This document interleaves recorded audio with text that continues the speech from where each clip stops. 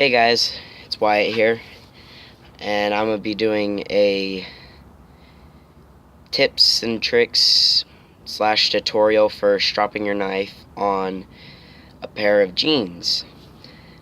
I've been sharpening knives for a little bit, and I've looked over the internet, and when I was learning how to sharpen, people would say, oh, you can strop your knives on leather, on nylon strips, like for MOLLE compatible stuff.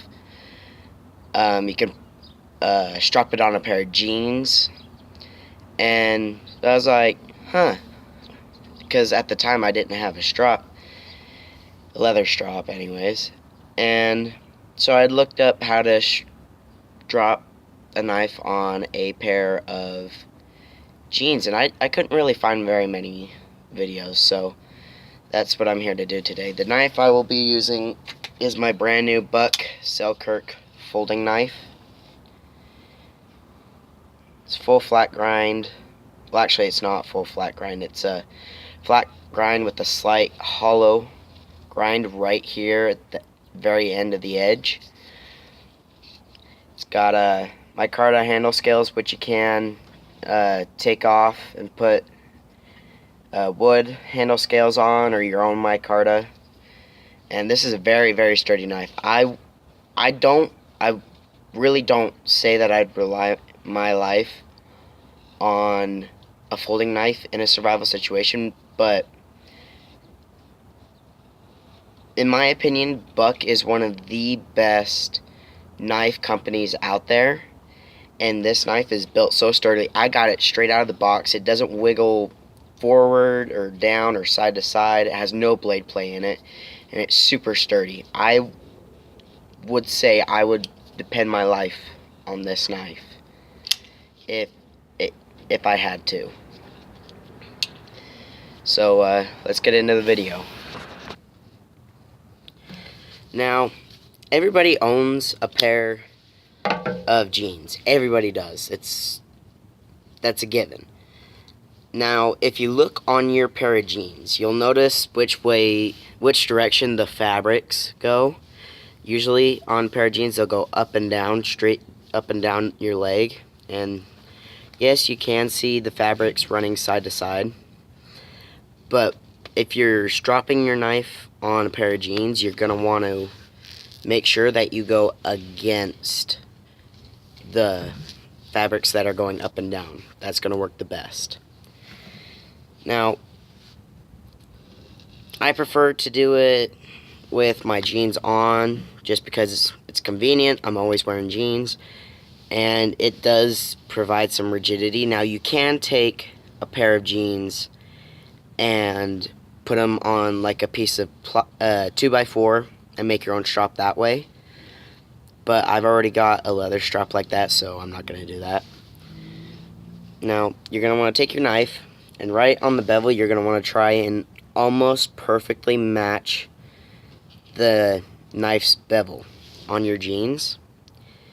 And what you're going to want to do is match that up, and then just kind of draw your knife across the fabrics while going all the way down to the point without trying to stab yourself. That is one of the only two major problems with doing this, is you can either cut your pants in your leg or you can stab yourself.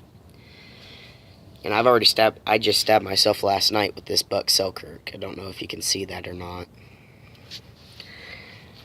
And anyways, so you're going to want to strap all the way down just like a regular strap, but you're going to want to go against the fabrics. And this will take a little bit longer if you don't have a leather strap with some buffing compound on it. I use just turtle wax light buffing compound because I found it out in my garage, and my leather strap. I actually have two leather straps. I made both of them by hand. One of them's on a 2x4, and the leather is just a leather belt that I found just laying around that wasn't in very good condition. But I took off the manufacturer finish. I scraped it off with the Tandy leather safety beveler, and I just glued it on there. And then the other one is just same belt, but all I did was I poked a hole in the top with a leather punch. Then I just took some paracord and tied it, or ran it through the hole and then tied it off, and that's it. So you can grab it and do it like a barber does almost. And that worked. In my personal opinion, both of them have their perks and pros and cons, but me personally, I like the just freestanding because it doesn't take up much room, and it kind of matches the bevel a little bit easier, so you don't have to maintain that the entire time. But yeah, just do that. Feel for burrs, and if you do, I have noticed on jeans, if you do strop too many times on one side and you feel for burrs, you'll feel a burr on the opposite side of the one you were just stropping.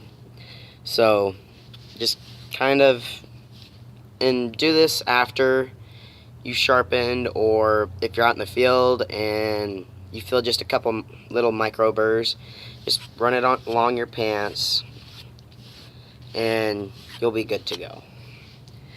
And yeah, so thank you everybody for watching.